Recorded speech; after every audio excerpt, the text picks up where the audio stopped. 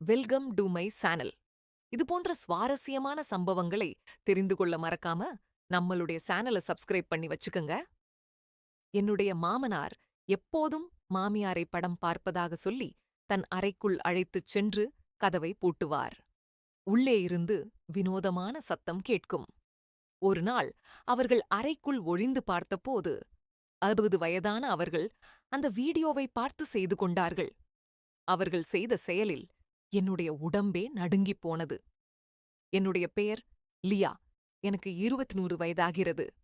நான் ஒரு பணக்கார குடும்பத்தை சேர்ந்தவள். என் படிப்பு முடிந்ததும் என் பெற்றோருக்கு என் திருமணத்தைப் பற்றிய கவலை வர ஆரம்பித்தது. இதில எனக்கு எந்த பிரச்சனையும் இல்லை. ஏனென்றால் இதுதானே உலகின் வழக்கம். ஒவ்வொரு பெண்ணும் தன் பெற்றோரின் வீட்டை விட்டு கணவன் வீட்டிற்கு செல்ல வேண்டியுள்ளது. மற்ற பெற்றோர்களைப் போலவே என் பெற்றோருக்கும் என் திருமணத்தைப் பற்றிய கவலை இருந்தது. அதனால் எனக்காக எங்கள் அந்தஸ்துக்கு ஏற்ற ஒரு பையனை தேட ஆரம்பித்தார்கள். நான் என் பெற்றோரின் ஒரே மகள். அவர்களை விட்டு பிரிய நான் விரும்பவில்லை. ஆனால் ஒவ்வொரு பெண்ணும் போலவே நானும் திருமணம் செய்து கொள்ள வேண்டியிருந்தது. என் பெற்றோர்கள் என் மனதை கவரும் ஒரு பையனின் உறவை எடுத்து வந்தார்கள். பையனுக்கு சொந்த தொழில் இருந்தது.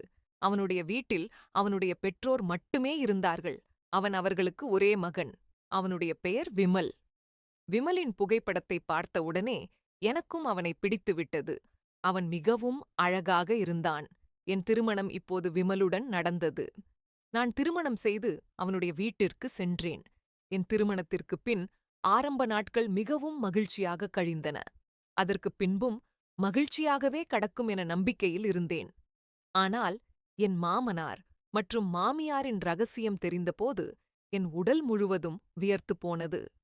ஒரு நாள் விமல் தன் வேலை காரணமாக சில நாட்களுக்கு வெளியூர் செல்ல வேண்டியிருந்தது. இதனால் நான் கொஞ்சம் வருத்தமடைந்தேன். ஆனால் விமல் சென்றுவிட்டான். நாட்கள் மெதுவாக நகர ஆரம்பித்தன.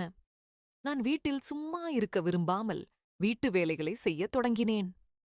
ஒரு நாள் அதிகாலையில் எங்கள் வீட்டு வேலைக்காரர் கையில் எதையோ வைத்துக்கொண்டு ஹாலுக்குள் வந்தார். "ஏன் இப்படி வருகிறாய்?" என்று நான் அவரிடம் கேட்டேன். அப்போது அவர் என் முன் ஒரு பெட்டியை வைத்து, "ஐயாவுக்கு ஒரு பார்சல் வந்துள்ளது" என்றார்.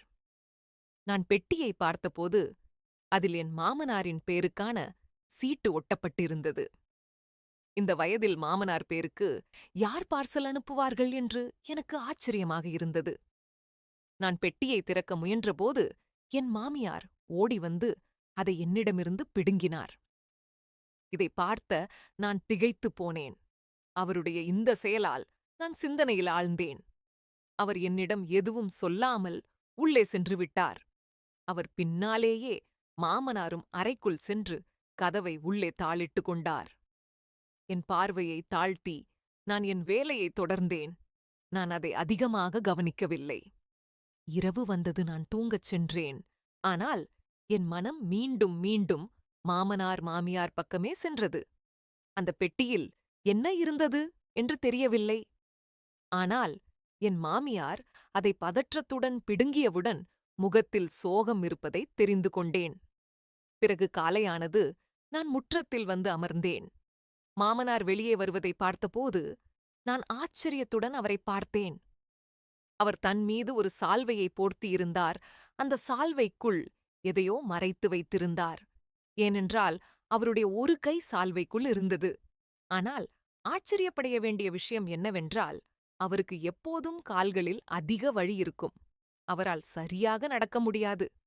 ஆனால் இன்று எப்படி எங்கோ செல்கிறார், அதுவும் யாருக்கும் வேலைக்காரனுக்கு கூட தெரியாமல் வெளியே செல்கிறார். என்ன விஷயம்?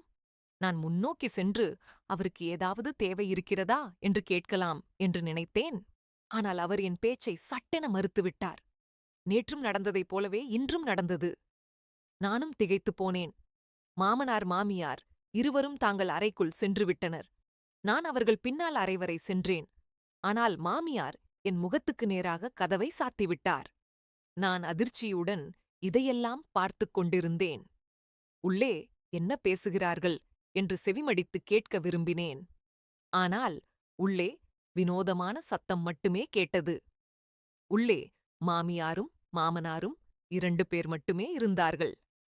அப்படியானால் ஏன் இவ்வளவு சத்தம் வருகிறது என்று எனக்கு ஆச்சரியமாக இருந்தது. அதன் பிறகு நான் என் அறைக்கு சென்று விட்டேன்.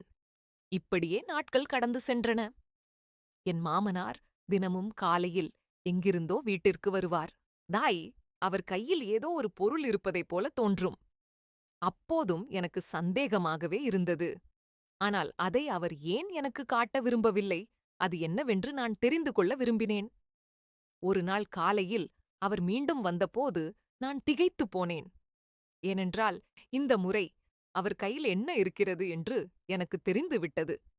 நான் நினைப்பது அதுவாக இருக்காது என்று என்னால் உறுதியாக சொல்ல முடியாது. ஆனால் எனக்கு சந்தேகம் இருந்தது. அவர் கையில் ஒரு திரைப்பட சீடி இருந்தது.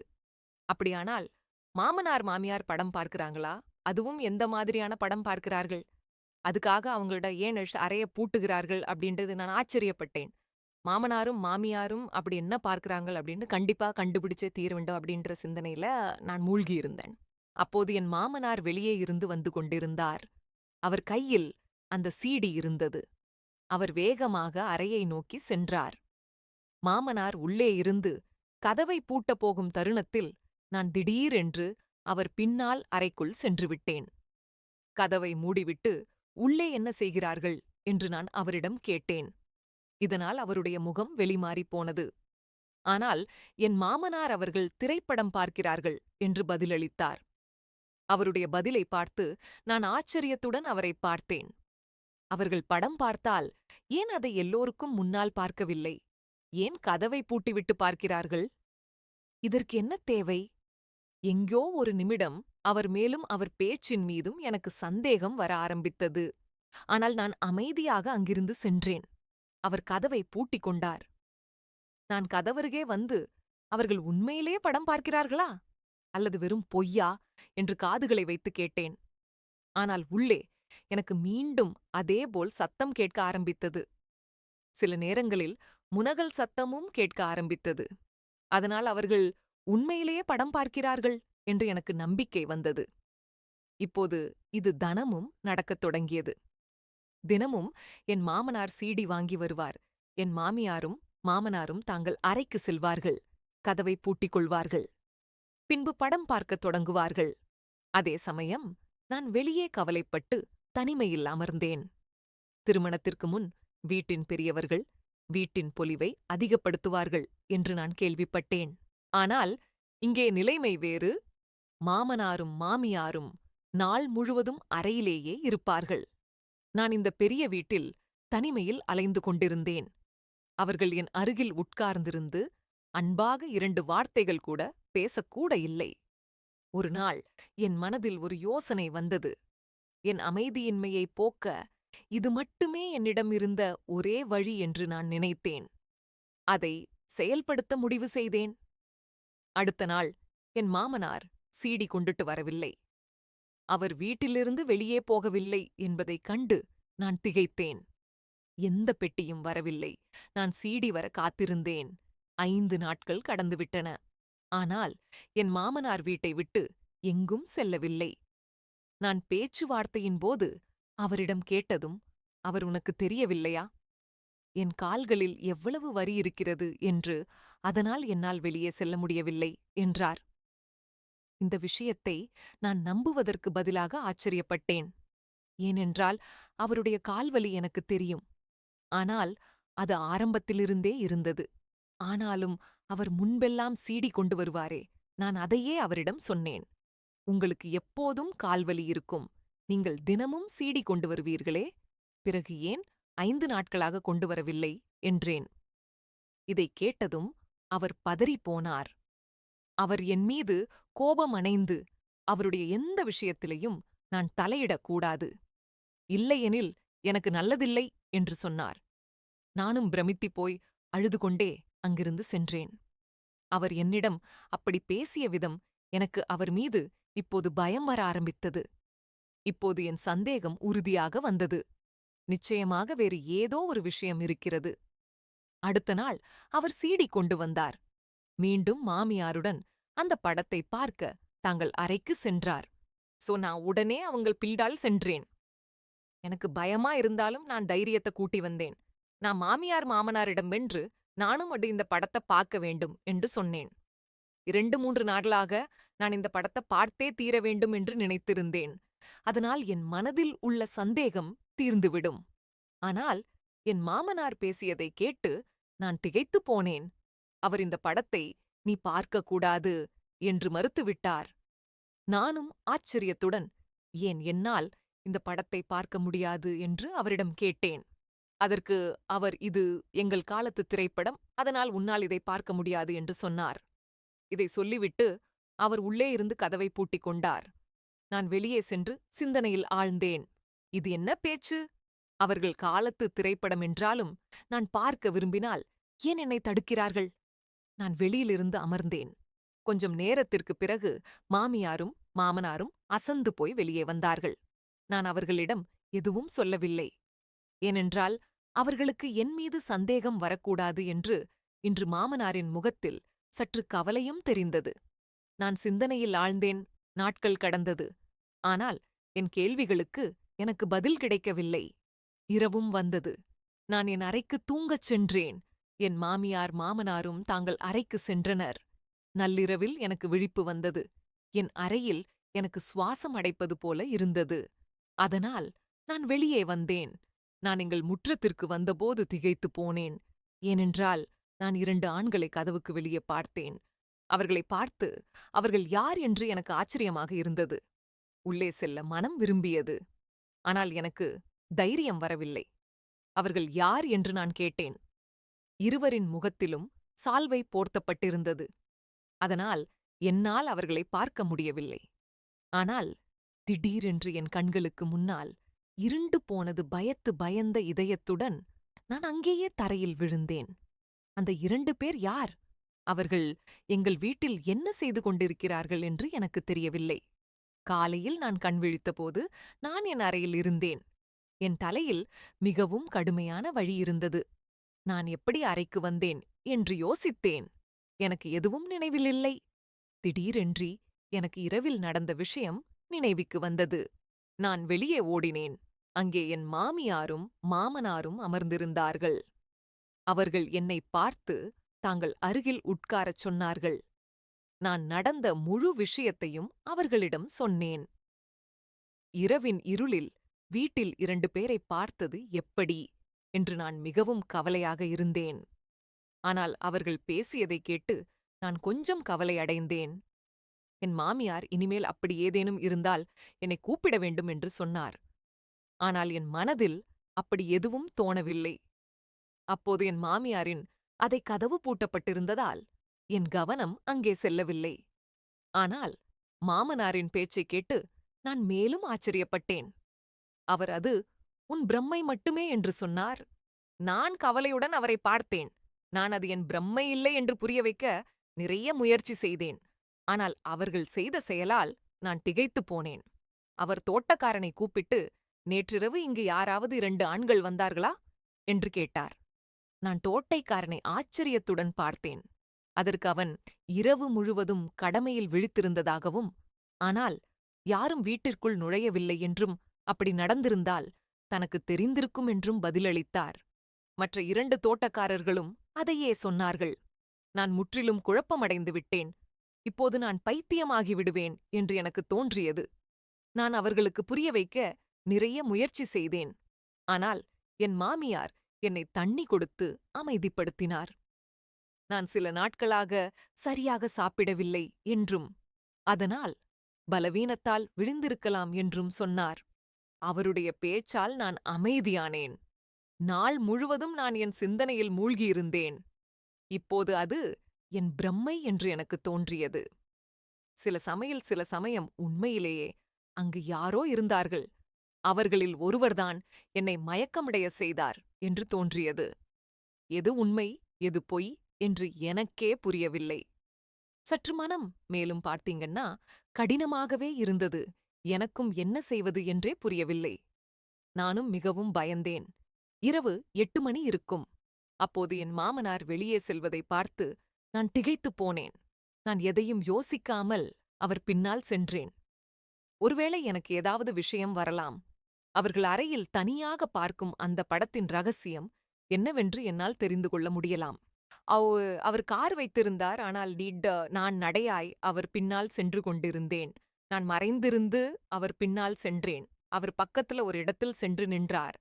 பிறகு ஒரு கடைக்குள் சென்றார். அது சிடி கடைன்னு நினைக்கிறேன். 10 நிமிடங்களுக்குப் பிறகு அவர் அந்த கடையிலிருந்து வெளியே வந்தார். அவர் வெளியே வந்தபோது நானும் ஆச்சரியத்துடன் அவரைப் பார்த்தேன். அவர் கையில் உண்மையிலேயே ஒரு சிடி இருந்தது. அவர் சென்றவுடன் நானும் அந்த கடைக்குள் சென்றேன். என் சந்தேகம் முற்றிலும் விலக வேண்டும் என்று நான் விரும்பினேன்.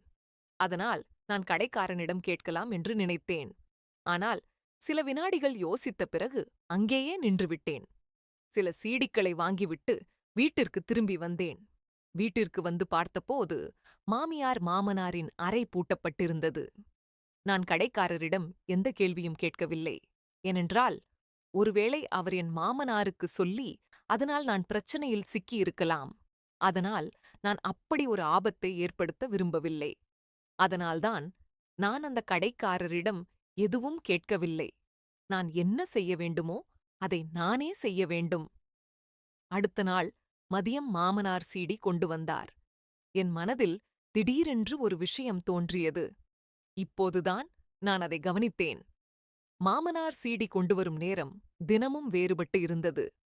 சில சமயம் இரவில், சில சமயம் காலையில், சில சமயம் மதியம். ஆனால் ஏன் இப்போது இந்த விஷயம் என்னை மிகவும் ஆச்சரியமடை செய்தியது. நான் மாமனார் அருகில் சென்று அவர்கள் காலத்து திரைப்படத்தை நானும் பார்க்க வேண்டும். அது எப்படி இருந்தாலும் நான் கண்டிப்பா பார்க்கணும் அப்படின்னு சொன்னேன். அதற்கு அவர் என்னை கடுமையாக பார்த்து அதை நீ பார்க்க முடியாது அப்படின்னு சொல்லி கண்டிப்பாக மறுத்தார். மேலும் நாங்கள் பாதையில படத்தை பார்ப்பதை நிறுத்த மாட்டோம் என்று சொல்லி மாமனார் கதவை பூட்டிக் கொண்டார். மாமியார் ஏற்கனவே உள்ளார் இருந்தார். ஆனால் இந்த ரகசியம் எனக்கு புரியவில்லை. அதன் பிறகு நான் என் அறைக்கு வந்து இந்த எல்லா சிந்தனைகளிலும் மூழ்கியிருந்தேன். அப்பொழுது என் கணவர் விமலிடமிருந்து எனக்கு அழைப்பு வந்தது. அவர் பேசியதை கேட்டபோது நானும் ஆச்சரியத்துடன் மிகவும் மகிழ்ச்சி அடைந்தேன். என் கணவர் நாளை மறுநாள் வீட்டிற்கு திரும்ப வர இருக்கிறார். நான் பிறகு அவர் வருவதற்கான தயாரிப்பில் மூழ்கினேன். நான் அதிகமாக யோசிக்கிறேன் என்று நினைத்தேன். எப்படி இருந்தாலும் மாமனார் எவ்வளவு கோபமாக இருந்ததை பார்த்தால் ஒருவேளை அவர் என்னை ஏதும் செய்வாரோ என்று பயந்தேன். அதனால் இந்த விஷயத்திலிருந்து விலகியிருப்பது நல்லது என்று நினைத்து அதையே முடிவு செய்தேன். அது இரவு நேரம் நான் வெளியே அமர்ந்திருந்தேன். அப்போது மாமனார் திடீரென்று வெளியே வந்தார். நான் அப்போது ஒரு மரத்தின் பின்னால் மறைந்தேன். அவர் என்னை பார்க்கவில்லை. அவர் தொலைபேசியில் யாரிடமோ பேசிக் கொண்டிருந்தார். அதே சமயம் இங்கே அங்கே பார்த்துக் கொண்டிருந்தார். நான் ஆச்சரியத்துடன் அவரை பார்த்தேன். அந்த மரத்திலிருந்து வெளியே வந்த நான் அவர் பேசும் விஷயங்களை தெளிவாக கேட்கும்படி அருகில் உள்ள ஒரு மரத்தின் பின்னால் மறைந்தேன். பிறகு மாமனார் பேச ஆரம்பித்ததை நான் கேட்டபோது என் மீது வானமே இடிந்து விடுவது போல் இருந்தது. நான் ஆச்சரியத்துடன் அவர் பேசுவதை கேட்டுக் கொண்டிருந்தேன். அவர் மீது எனக்கு இருந்த சந்தேகம் இப்போது உறுதியாகிவிட்டது.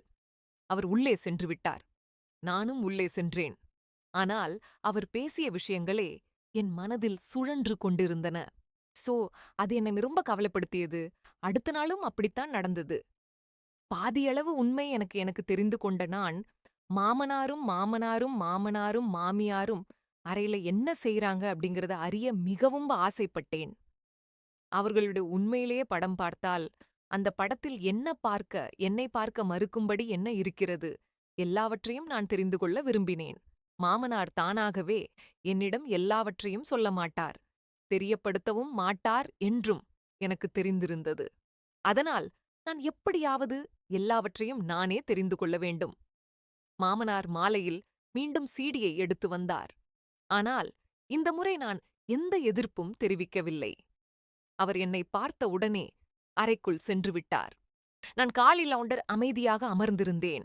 நான் நினைத்த விஷயம் அவர்களுக்கு என் மீது சந்தேகம் வரக்கூடாதென்று நான் விரும்பவில்லை. இந்த ரகசியத்தைப் பற்றி நான் கண்டிப்பாக தெரிந்து கொள்ள விரும்பினேன். அதனால் நான் அமைதியாக இருப்பது மிகவும் அவசியம். நான் என் அறைக்கு வந்து என் கணவர் வருவதற்கான ஏற்பாடுகளை செய்யத் தொடங்கினேன். நாளைக்கு என் கணவர் திரும்பி வரவிருந்தார். நான் வேலைக்காரரிடம் சொல்ல ஆரம்பித்தேன். என் முழு கவனத்தையும் வேலையில் செலுத்தினேன். இப்போது நான் காத்திருப்பது நாளைக்காகத்தான். இறுதியில் காத்திருப்பு முடிந்தது நாளையும் வந்தது. நான் மாமனார் சீடி கொண்டு வருவதற்காக காத்திருக்க ஆரம்பித்தேன். நான் மாமியார் சோஃபாவில் அமர்ந்திருந்தார். நான் வேலைகளை பார்க்கும் சாக்கு சொல்லிக்கொண்டு உள்ளே செல்ல ஆரம்பித்தேன். இன்னும் கொஞ்ச நேரத்திலே என் மாமனார் சீடி கொண்டு வருவார் என்று எனக்கு தெரியும். அப்போது நான் யோசித்த முடிவின்படி என் மாமனாரின் அறைக்குள் ஒழிந்து கொண்டேன். இன்று அவர்கள் என்ன படம் பார்க்கிறார்கள், ஏன் அதை என்னிடமிருந்து மறைக்கிறார்கள் என்று தெரிந்து கொள்ள வேண்டும். என் கணவர் வரை இன்னும் சிறிது நேரமே இருந்தது. ஆனால் அதற்கு முன் இந்த விஷயங்களைப் பற்றி தெரிந்து கொள்ள வேண்டும்.